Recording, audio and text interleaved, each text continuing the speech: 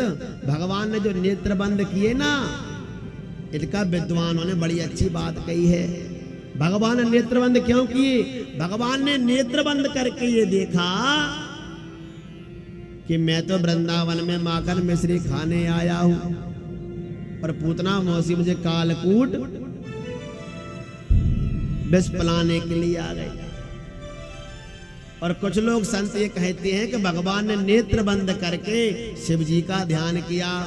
बोले भगवान भोलेनाथ आप आ जाइए, आपको जहर पीने का बड़ा अभ्यास है तो जहर तुम पी जाओ और दुग्ध पान हम कर लेंगे। कुछ संत ये कहते हैं कि भगवान ने नेत्र इसलिए बंद किए कि मैंने राम जन्म में भी स्त्री का वध पहले किया था, ताड़का को मारा था, और कृष्ण जन्म में अब स्त्री का वध करूंगा, ये पूतना है, इसलिए भगवान ने नेत्र बंद कर लिए। और भगवान सबसे कहते हैं कि स्त्रियों का पूजन करना चाहिए। अनेक अनेक अर्थ बताते हैं।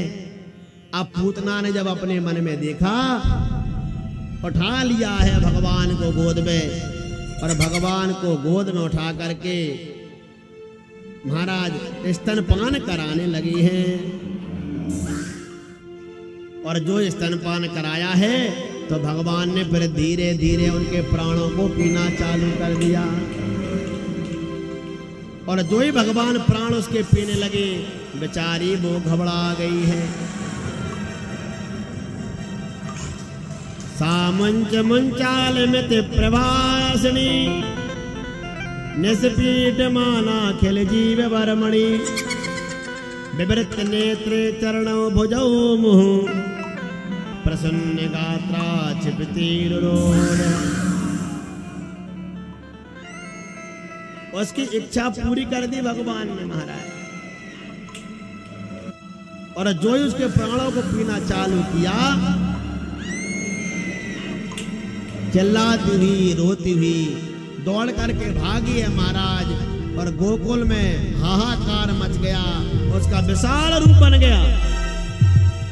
और इतने बड़े विशाल रूप में जब वो भागी है, लेकिन भगवान वो कहता है, वो कहती है छोड़ दे छोड़ दे छोड़ दे।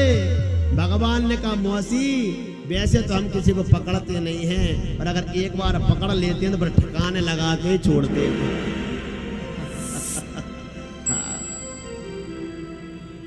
जाकर के महाराज भगवान ने उसके प्राणों को पी दिया।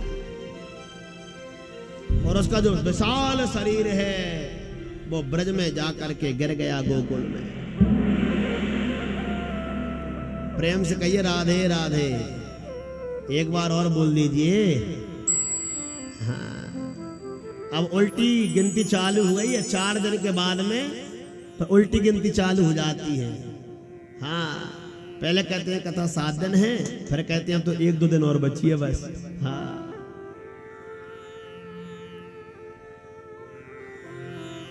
इतना विशाल पूतना का शरीर गिरा तो सुखदेव जी ने कहा परीक्षित तुमको मालूम है पूतना का कितना बड़ा शरीर है? पूतना का कितना विशाल शरीर है? भागवत में आया है त्रिगव्यूति। त्रिगव्यूति जानते हैं? ये पुराना नाप है किलोमीटर नापने का। एक गव्यूति में 2 कोस होता है। एक गव्यूति में 2 कोस, तो 3 गव्यूति में कितना हो गया? 6 कोस। और 6 कोस में कितने किलोमीटर हो गए? 18 किलोमीटर हो गए। प्रेम से कहिए राधे राधे। इतना बड़ा शरीर है पूतना का। मेरे प्रिय भाई बहन, भगवान ने इसका कल्याण कर दिया है। बेचारी माता यशोदा आई, सब दौड़ करके आई, भगवान को उठाया है और गाय की पूंछ से झाड़ा दिया है।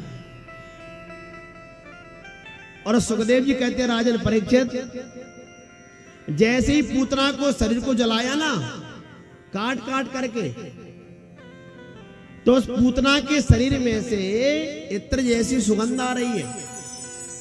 क्यों? परीक्षित ने पूछा, प्रभु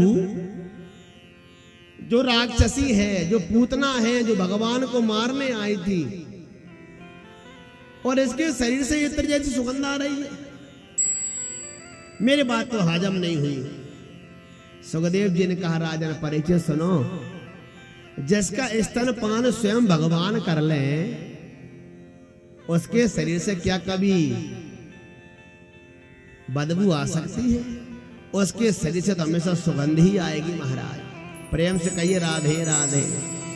और एक बात आपसे और कह दे कि भगवान ने जो गति यशोदा माँ को दी है, जो गति भगवान ने देवकी को दी है, वही गति भगवान ने पूतना को दी है।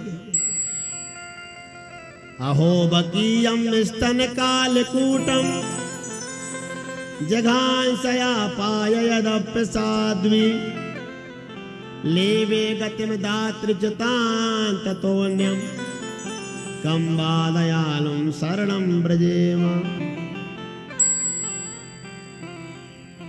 सुखदेव जी ने कहा है तृतीय स्कंद में कि बड़े आश्चर्य की बात है कि जो पूतना भगवान को कालकूट जहर लगा करके मारने आई थी, भगवान ने उसको वही गति दी जो भगवान ने यशोदा और देवकी को दी है।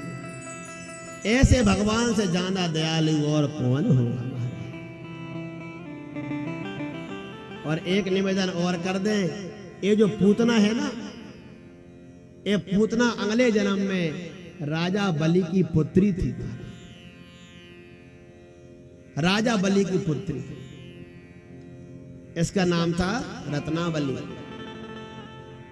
तो जिस समय वामन भगवान आए थे ना नापने के लिए 3 पग भूमि, तो इतना सुंदर रूप था वामन भगवान का कि रत्नावली देख करके मोहित हो गई और कहने लगी, काश ऐसा पुत्र मेरे होता।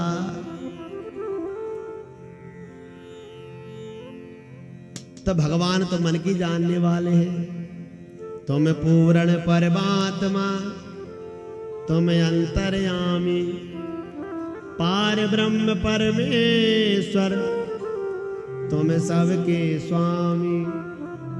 भगवान तो अंतर्यामी है, जान गए बोले तुम्हारा पुत्र जरूर बनूंगा। और जैसे ही भगवान ने 3 पग में जब तीनों लोग नाप लिए ना,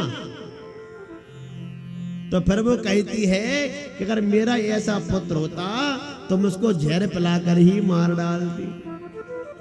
तो भगवान ने कहा, चिंता मत करो, तुम्हारा जहर भी जरूर पिएंगे हम। प्रेम से कहिए राधे राधे।